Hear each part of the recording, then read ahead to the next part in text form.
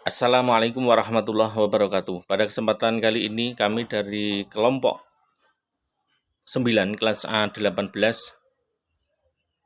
akan menyampaikan keterampilan membimbing diskusi kelompok kecil.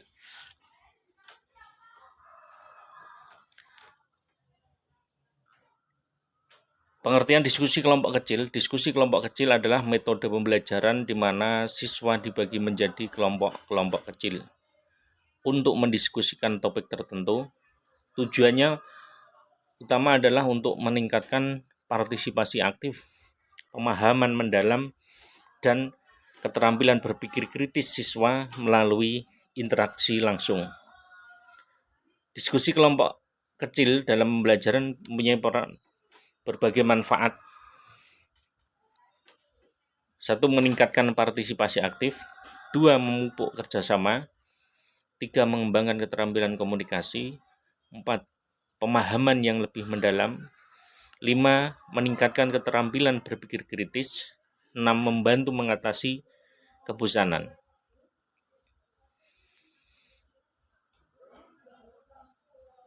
Sebagai fasilitator, motivator, dan pengarah. Sebagai fasilitator dalam diskusi kelompok kecil, kita sebagai guru bertanggung jawab untuk memastikan diskusi tetap produktif dan fokus. Untuk mengajukan pertanyaan yang merangsang pemikiran, membantu siswa menemukan jawaban sendiri, dan mendorong partisipasi aktif dari semua anggota kelompok. Kita sebagai motivator harus bisa membangkitkan semangat dan minat siswa terhadap topik diskusi dengan memberikan umpan balik positif dan mengakui kontribusi mereka, memupuk rasa percaya diri dan antusiasme siswa. Sebagai pengarah, memastikan bahwa diskusi berjalan sesuai dengan tujuan dan yang telah ditetapkan. Juga membantu menyelesaikan konflik dan menjaga dinamika kelompok agar tetap konstruktif. Untuk membangun kepercayaan dan keterbukaan dalam diskusi kelompok kecil, 1. Ciptakan lingkungan yang aman. Pastikan semua anggota merasa nyaman untuk berbicara tanpa takut dihakimi. 2. Jujur dan terbuka. Sebagai pembimbing, kita tunjukkan ketulusan dan transparansi dalam komunikasi. 3. Dengarkan aktif. Berikan perhatian penuh saat siswa berbicara dan tunjukkan bahwa pendapat mereka dihargai. 4. Dorong partisipasi. Ajak semua anggota untuk berbagi pandangan mereka dan pastikan suara setiap orang didengar. 5. Berikan umpan balik yang konstruktif. Fokus pada aspek positif dan bagaimana mereka bisa memperbaiki diri, bukan hanya pada kritik. Teknik membimbing diskusi. Membimbing diskusi efektif memerlukan sejumlah teknik. 1. Pertanyaan terbuka. Dengan pertanyaan yang memancing pemikiran dan diskusi lebih lanjut, bukan jawaban A atau tidak, ya atau tidak. Dengarkan aktif. Tunjukkan bahwa kamu mendengarkan dengan seksama, misalnya dengan mengangguk atau memberikan umpan balik singkat. 3. Paraphrase. Ulangi kembali apa yang telah dikatakan dengan kata-kata sendiri untuk memastikan pemahaman yang benar. 4. Ringkasan. Kadang-kadang berikan ringkasan dari diskusi yang sedang berlangsung untuk membantu menjaga fokus. 5. Dorong partisipasi. Ajak semua anggota untuk ikut berbicara dan berbagi pendapat mereka. 6. Kelola waktu. Pastikan diskusi tetap dalam kerangka waktu yang telah ditetapkan agar semua topik dibahas. Dilanjutkan teman berikutnya. Terima kasih. Assalamualaikum warahmatullahi wabarakatuh. Saya akan menerangkan tentang teknik membimbing diskusi. Teknik membimbing diskusi itu efektif memerlukan sejumlah teknik. Di membimbing diskusi memerlukan sejumlah teknik. Yang pertama adalah pertanyaan terbuka. Jadi harus ada pertanyaan terbuka. Pertanyaan terbuka adalah gunakan pertanyaan yang memancing pemikiran dan diskusi lebih lanjut, bukan saja jawaban yang atau iya atau tidak gitu. Jadi jawabannya itu kira-kira bisa meluas. Yang kedua adalah dengarkan aktif. Dengarkan aktif itu adalah tunjukkan bahwa kamu mendengarkan dengan seksama, misalnya dengan mengganggukan atau memberikan umpan balik singkat. Itu dengan namanya dengarkan aktif. Yang ketiga adalah parafrase. Parafrase adalah ulangi kembali apa yang telah dikatakan dengan kata-kata sendiri untuk memastikan pemahaman yang benar. Kemudian yang keempat adalah ringkasan. Jadi dalam diskusi juga harus ada ringkasan. Kadang-kadang berikan ringkasan dari diskusi yang sedang berlangsung untuk membantu menjaga fokus para audiens. Kemudian yang kelima adalah dorong partisipasi. Jadi kita harus bisa mendorong partisipasi. Maksudnya adalah ajak semua anggota untuk ikut berbicara dan berbagi pendapat mereka. Dalam diskusi harus mendorong partisipasi ya. Yang terakhir adalah kelola waktu. Pastikan diskusi tetap dalam kerangka waktu yang telah ditetapkan agar semua topik bisa dibahas. Jadi kita juga harus mengatur waktu untuk stay in the topic gitu. Jadi topiknya tetap ada, enggak ngelancong kemana-mana. Kalau misalnya pengelolaan waktunya kurang pas, maka akan topiknya akan lari dari apa yang kita tujukan. Kemudian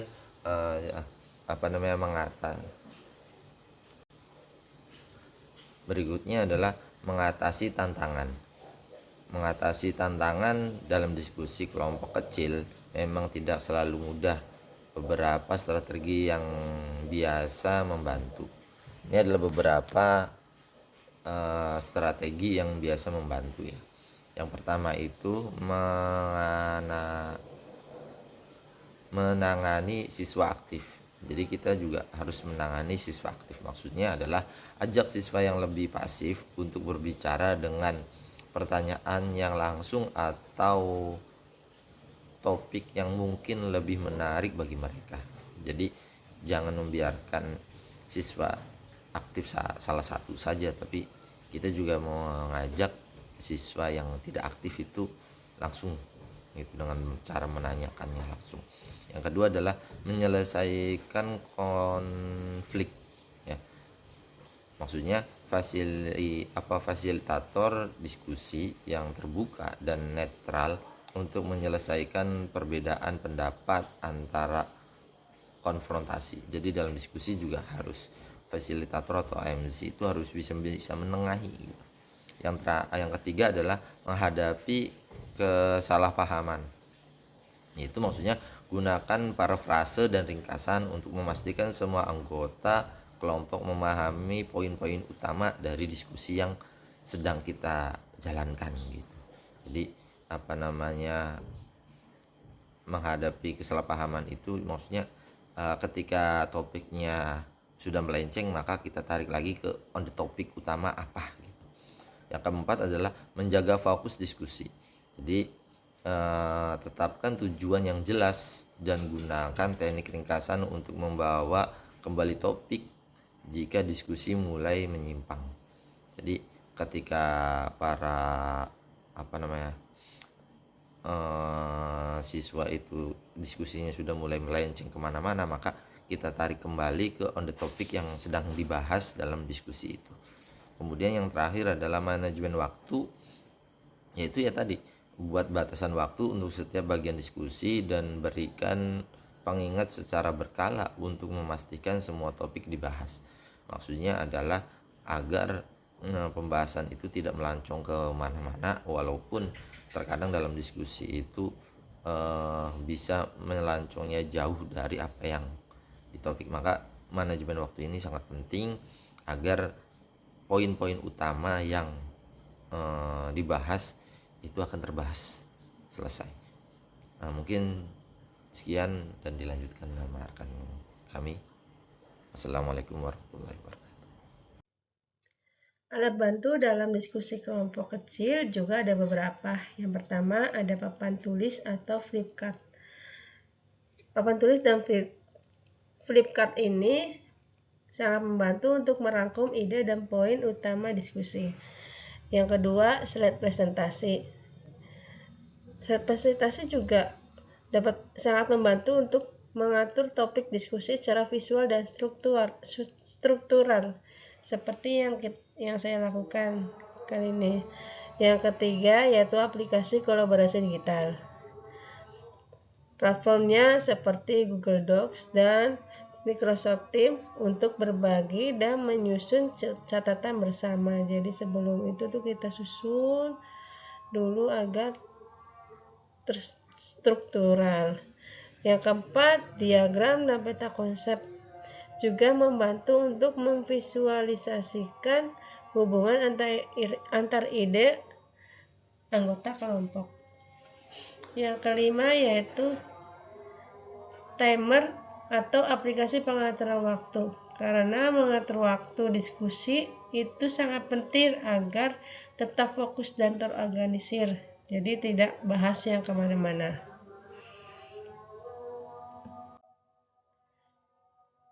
Sebagai contoh atau studi kasus penerapan keterampilan ini terjadi pada proyek berbasis pembelajaran di sekolah menengah. Misalnya, guru membagi kelas menjadi beberapa kelompok kecil untuk mendiskusikan topik-topik seperti berkelanjutan lingkungan. Langkah-langkahnya yang diambil yaitu 1. Pengaturan kelompok. Seperti siswa dibagi menjadi beberapa kelompok kecil yang beragam untuk memastikan berbagai perspektif. Yang kedua, penerapan aturan diskusi. Guru mengatur beberapa aturan dasar untuk memastikan diskusi berjalan lancar dan semua siswa terlibat. Yang ketiga, pendahuluan dan pemanasan. Sebelum memulainya, setiap kelompok bisa melakukan pemanasan untuk membangun kepercayaan dan keterbukaan.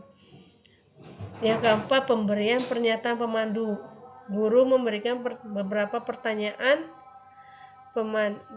pemandu yang terbuka untuk memulai diskusi. Yang kelima yaitu penggunaan alat bantu. Kelompok menggunakan papan tulis atau mencatat ide-ide utama dan diagram untuk memvisualisasikan hubungan antar konsep. Jadi harus ada gambarannya gitu ya. Yang keenam, fasilitasi aktif.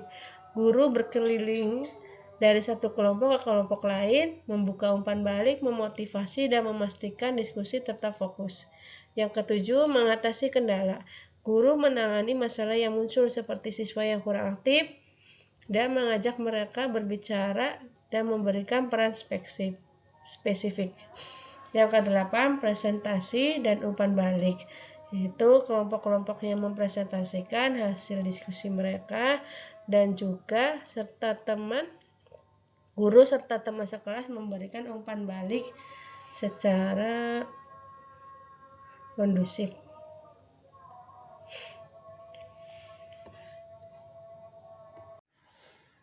Kesimpulan, keterampilan membimbing diskusi kelompok kecil adalah bagian penting dari proses pembelajaran yang efektif. Dengan menggunakan berbagai teknik dan alat bantu, serta mengatasi tantangan yang muncul, pembimbing bisa menciptakan lingkungan diskusi yang produktif dan kolaboratif.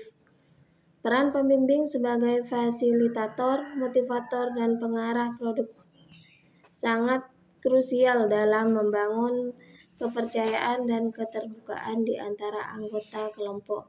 Semua ini bertujuan untuk meningkatkan partisipasi aktif, pemahaman mendalam dalam keterampilan berpikir kritis siswa. Kesuksesan diskusi kelompok kecil sangat bergantung pada pendekatan yang tepat dan dukungan yang konsisten dari pembimbing. Tips praktis untuk membimbing diskusi. Tetapkan aturan yang jelas. Mulai dengan menetapkan aturan dasar diskusi, tetap terfokus, dan teratur. 2. Persiapkan pertanyaan terbuka. Gunakan pertanyaan yang mendorong pemikiran mendalam, diskusi yang bermakna. 3. Menggunakan visual. Bantu siswa memvisualisasikan ide mereka dengan papan tulis, diagram, atau aplikasi kolaborasi. 4. Mendengarkan dengan aktif. Tunjukkan perhatian penuh parafrase ide utama dan berikan umpan balik yang konstruktif. 5. Kelola waktu dengan efektif. Tetapkan batas waktu untuk setiap bagian diskusi dan berikan pengingat agar semua bisa dibahas. 6. Libatkan semua anggota. Ajak semua siswa untuk membicarakan berbagai pandangan mereka serta berikan peran spesifik bagi yang lebih pasif. 7. Selesaikan konflik secara diplomatis. 8. Berikan umpan balik positif. Penutup, demikian isi presentasi kali ini. Semoga apa yang kami sampaikan dapat bermanfaat bagi kita semua. Jika ada kekurangan, mohon dimaafkan. Assalamualaikum warahmatullahi wabarakatuh.